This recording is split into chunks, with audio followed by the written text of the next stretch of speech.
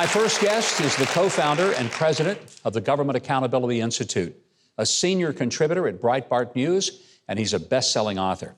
You may remember his blockbuster from 2015 called Clinton Cash. Well, he's got a new book. It's rocketed to the top of the New York Times bestseller list, and I know that rankles the New York Times. It's another expose, but it goes way beyond just the Clintons. Please welcome to the show author of the #1 bestseller, Red-Handed, How American Elites Get Rich Helping China Win. Welcome, please, Peter Schweizer.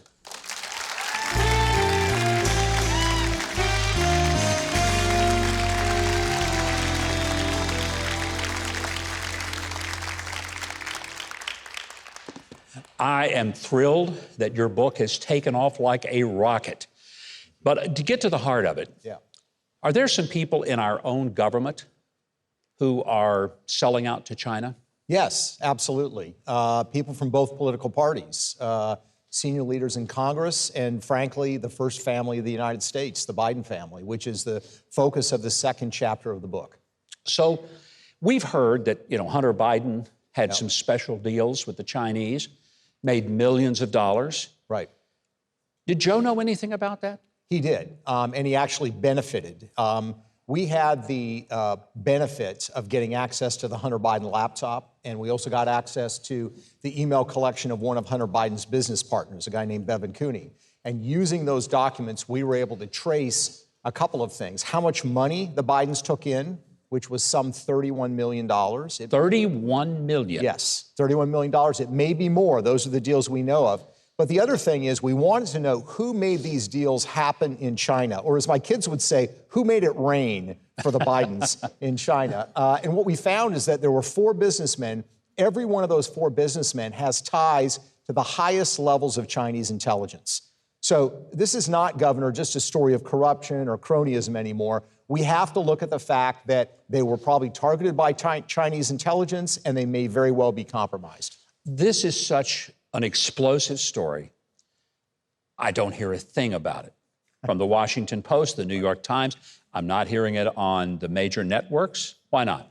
I think there's a couple reasons. Number one, to be honest, it's hard work. I had a team of 13 researchers. We worked on this thing for the research part for a good year and a half. So it takes a lot of commitment and time. The other part is I think, political or ideological. There is this sense, I think, with a lot of newspapers and the mainstream media that anything that that hurts an opponent of Donald Trump is going to help Donald Trump, and they don't want to do that. My view is keep the politics out of it, let the American people know what all their leaders are doing, and let the voters themselves make up their minds. The problem is that's not the mindset of the media. So they've basically decided they're going to ignore stories about the Biden family because it doesn't agree with their politics. Peter, I know from other books that you've done, you've had some explosive content in those books, Clinton Cash being one of them. It was just, mind-boggling. Interestingly, a lot of media people ignored your book. Nobody that I remember refuted the veracity, the facts of the book. Yeah, well, we have a very radical idea. It's different than the mainstream media.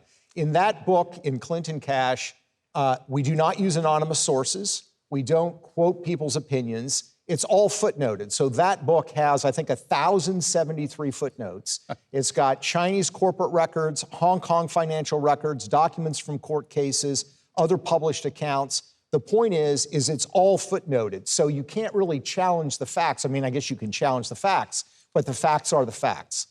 It's interesting, you mentioned that there are people from both parties. So let's be fair. Who are some of the Republicans that, in your research, you found out are a little on the dirty side when it comes to playing games with China and letting them win? Well, chief among them would be the Republican leader in the Senate, Mitch McConnell. Mitch McConnell's married to Elaine Chao, who was the transportation secretary in the Trump administration. Her family has a shipping business, a very successful shipping business, and I would argue largely because the Chinese government has done that business a lot of favors. So they have these large cargo ships, the ones that are sitting off the coast of California right now. With everybody's Christmas gifts on them? Still, exactly. Those ships are the kinds of ships that the Chao family use. Their ships are all built by the Chinese State Shipbuilding Corporation. The construction of those ships is all financed by Chinese State Bank, hundreds of millions of dollars. The crews are generally provided by the Chinese government, and most of the contracts of the goods they ship around the Asia-Pacific region come from the Chinese government. So what they have is leverage. If Mitch McConnell were to take action as a Senate leader that China was really angry about, they could destroy the family business overnight. And that's exactly the kind of relationship China wants when they strike these bargains with America's political leaders. You know, you were talking about those ships out in the Pacific. There was one good thing that came out of that. What was that? I was able to tell my wife that her Christmas gift was out there somewhere on one of those ships. And she's still waiting on that ship to come in. I mean, we all are. So, you know, some of us were... supply chain problem, right? Exactly, that's what it was.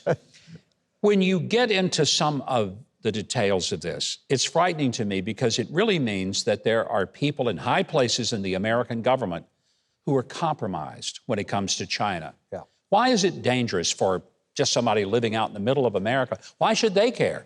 Well, it's a Chinese strategy. They call it elite capture. And the idea is pretty genius if you want to think about it. They view, the Communist Party leadership views themselves in this battle, this struggle, this race with the United States. They want to win. And the strategy is, you know, we could go head-to-head with the Americans, but they've got this world-class military that we can't match.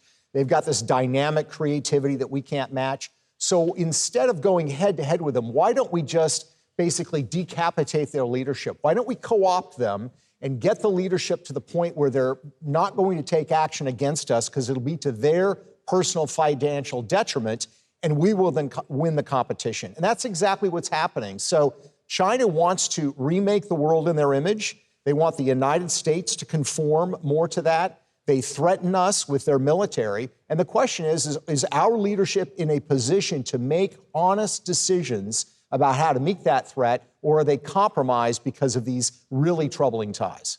It's frightening when I hear you say this. It's even more so reading this book.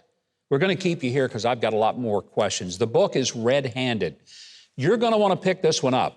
And we've got a lot more with Peter Schweizer right after the break. Don't you dare go away.